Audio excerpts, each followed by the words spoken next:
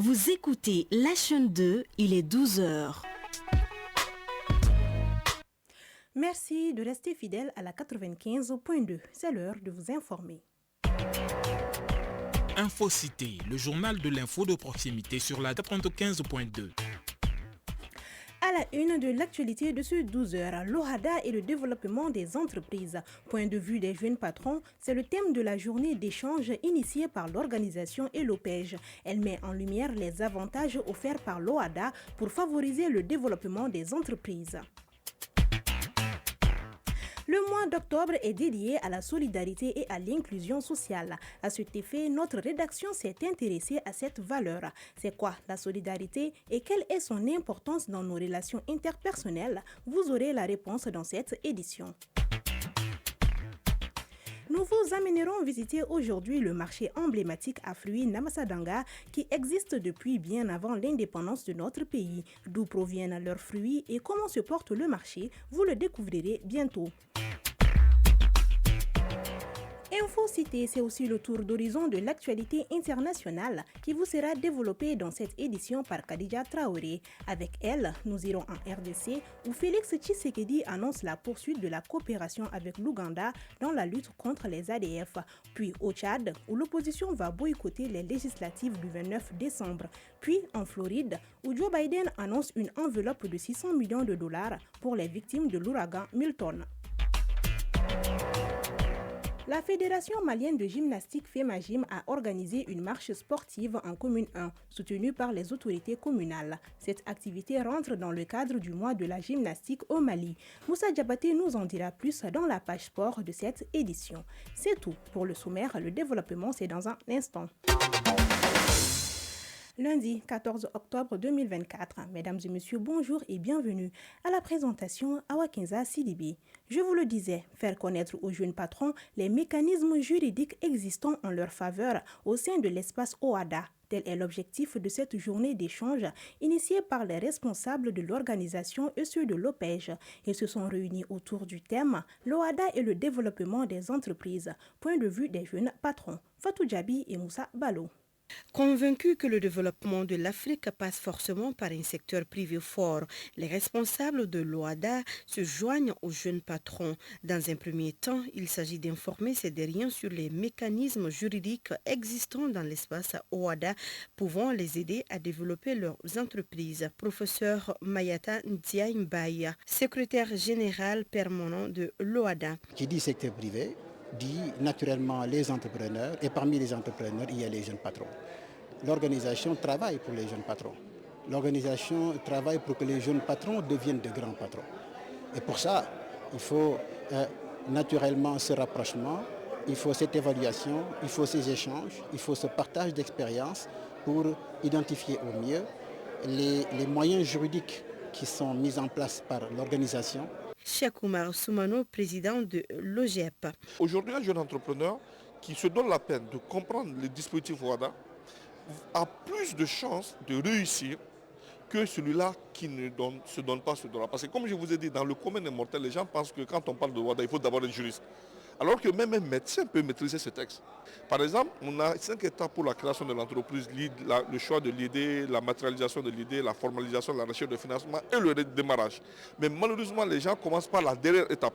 Je pense qu'à l'issue des débats, nous sommes très satisfaits de ce que nous avons entendu, de ce que nous avons vu et des recommandations qui sont sorties justement de cette assise-là. Responsables OHADA et OPEJ invitent donc les futurs jeunes patrons à suivre les processus de création d'entreprises dans les règles de l'art, une méthodologie qui pourrait assurer la pérennité des entreprises locales. Dans le cadre du développement communautaire, l'association Action Santé Plus Commune 1 et ses partenaires ont organisé ce week-end une journée de salubrité à Korofina Nord. L'activité a pour mission de sensibiliser la population sur l'importance de l'assainissement pour la santé publique tout en promouvant les activités de l'association. Kounandi Bamani. L'association Action Santé Plus aux communes 1, une organisation à but non lucratif, œuvre pour l'amélioration de la santé et du bien-être des habitants de la commune 1. Dans le cadre de cette mission, elle a initié une journée de salubrité marquant ainsi le début d'une série d'activités similaires. Talifou Fofana, secrétaire général de l'association, a souligné que la santé passe par l'assainissement. Une initiative qui mérite selon lui l'appui de tous. L'objectif, c'est pour passer un message et faire appel à la population d'entreprendre ces gestes-là.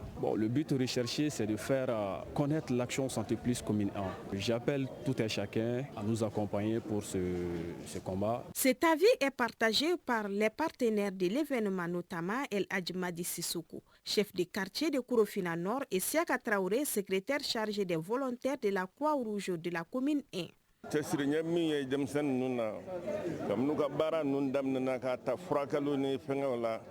J'apprécie cette initiative des jeunes. J'exhorte tout un chacun à encourager des initiatives pareilles. C'est une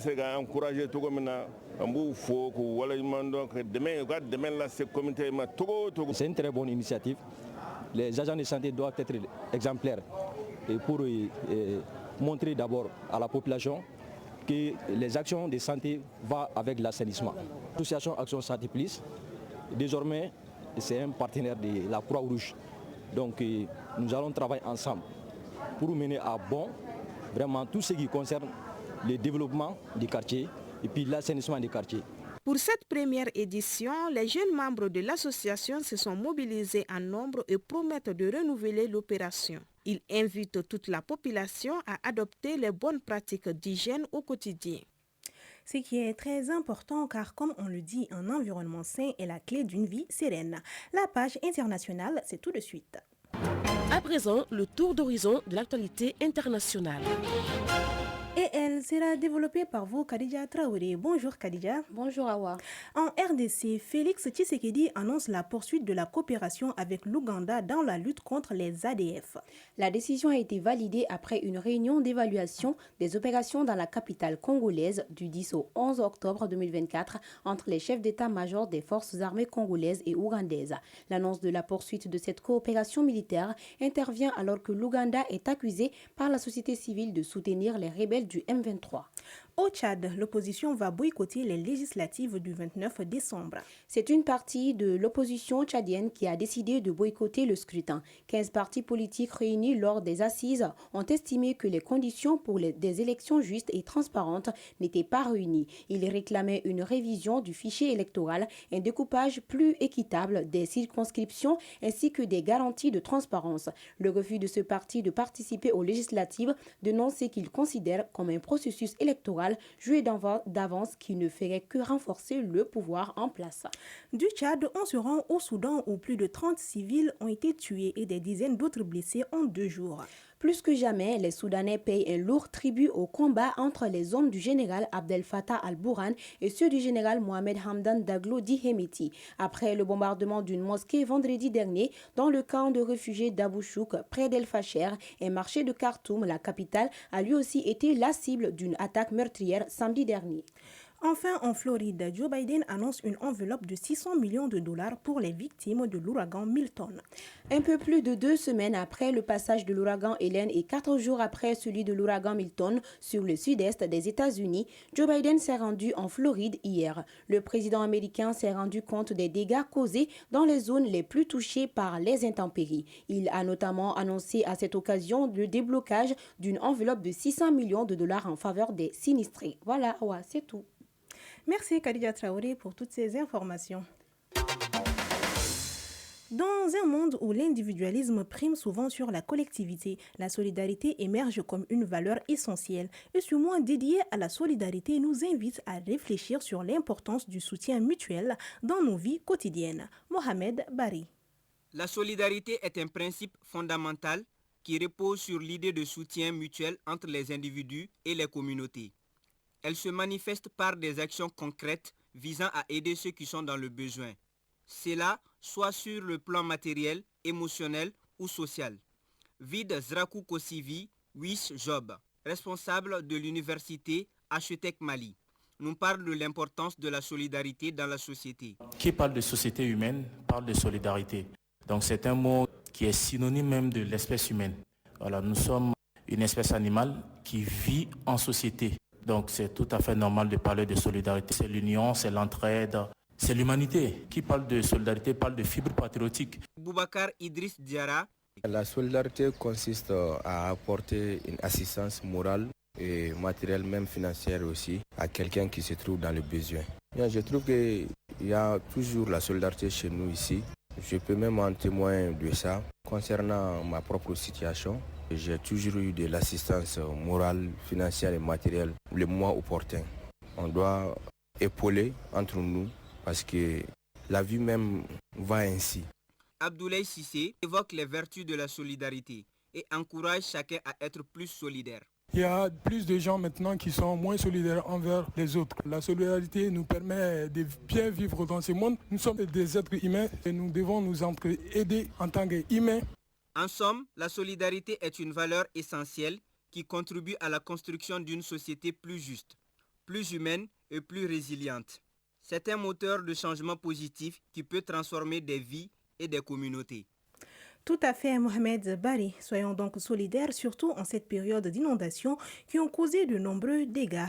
Nous nous rendons à présent au marché à fruits Namasadanga en commune 2 du district de Bamako. Plusieurs fruits y sont disponibles et on en trouve en grande quantité. Des bananes, des papayes, des oranges pour n'en citer que ceci. Le marché, bien que fourni, fait face à une mévente selon les dires des vendeurs. C'est le constat qui ressort également de ce reportage d'Adam Kone. Suivons.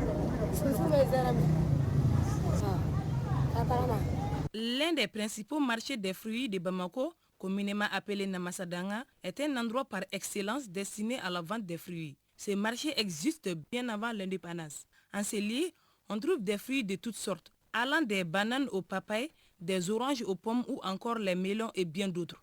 Ousmane Diané est commerçant grossiste. C'est ici que le vendeur fournit ses clients en produits saisonniers depuis des années. Nos bananes proviennent de la Côte d'Ivoire, de la Guinée-Conakry, du Burkina et le Mali. On pèse 500 kg à 100 000 francs, dont chacun des kilos coûte 200 francs CFA. Pour 30 kg, ils nous les vendent à 9 000 francs ou 8 500 francs CFA. Issa Diara, commerçant. Nous sommes des demi-grossistes. Les femmes qui vendent sur les tables au bord de la route viennent s'approvisionner ici en grande quantité pour les revendre ailleurs. Comme les pommes sont abondantes à cette période, alors on les vend à 6 000 francs CFA. Et les vendeurs iront les revendre à 250 francs ou 300 francs. Et les cartons, c'est 27 000 francs. C'est comme ça qu'on donne aux femmes. D'un vendeur à un autre, nous nous tenons devant les étals de Sitan Traoré. La vendeuse des pastèques et des melons déplore la faible affluence de la clientèle. On est à Namasadanga. Ici, le marché est au ralenti. On se débrouille avec. Les melons et les pastèques que nous venons acheter varient en prix chaque jour. Si on prend une pastèque à 1500 francs, on la revend à 2000 ou 1750 francs. Ou si on la prend à 1000, on la cède à 1250 ou 1500 francs. Kiatou Barayogo, une revendeuse nous confie que c'est ici qu'elle s'approvisionne. Nous venons nous munir des fruits ici à Namasadanka. Nous les enverrons à Kaï. Moi, je les vends là-bas à 300 francs ou 350 francs par détail. Fanta Konate, cliente. Je viens ici acheter mes fruits à Namasadanga pour aller les manger parce que c'est ici qui est un peu moins cher et ça m'arrange. Le marché des fruits appelé Namasadanga à Bozola permet à la population de consommer nos fruits locaux car ils sont considérés comme des éléments nutritifs pour notre santé.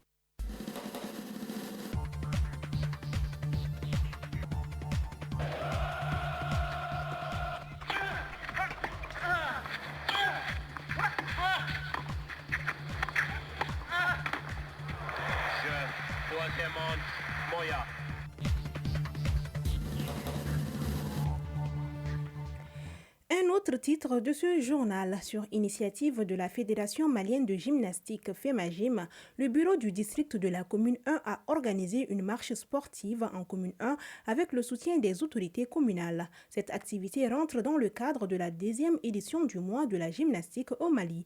Moussa Diabaté.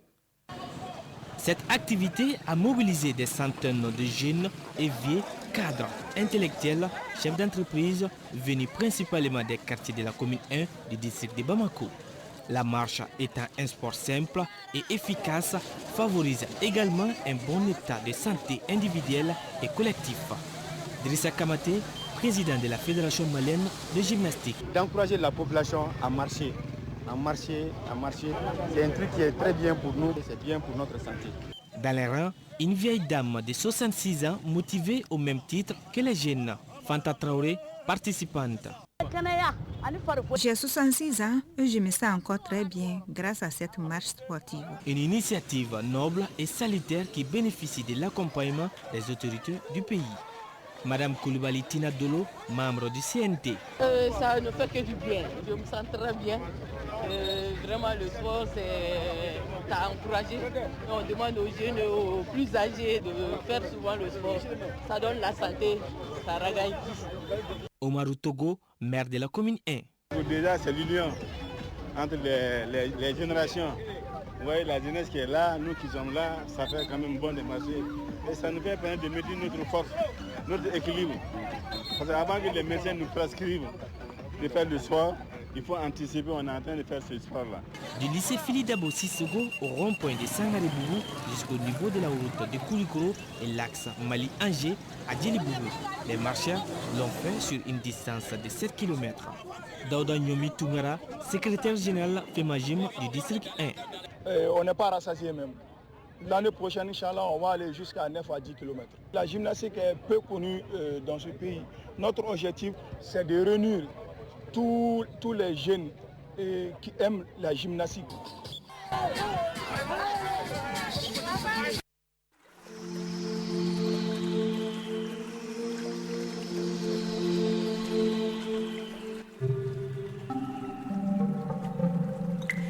Il est 12h16. Actuellement sur Bamako et environ, le thermomètre affiche 30 degrés Celsius. La maximale attendue sera de 30-32 degrés. Quant au soleil, il se couchera à 18h13. Ainsi prend fin cette édition présentée par Awa Kenza Sidibé. Réalisation Aminata Alice Guindo, assistant Jakité. Mise en onde Penda Dao. Mise en ligne Badi Touré. Coordination Nyanya Aliou Traoré. Retrouvez à 13h le journal de la Radio Nationale sur nos antennes. Le journal en Bamanankan, c'est à 15h avec Awa Diallo. Infocité de 18h vous sera présenté par Aïssata Traoré. Merci et au revoir.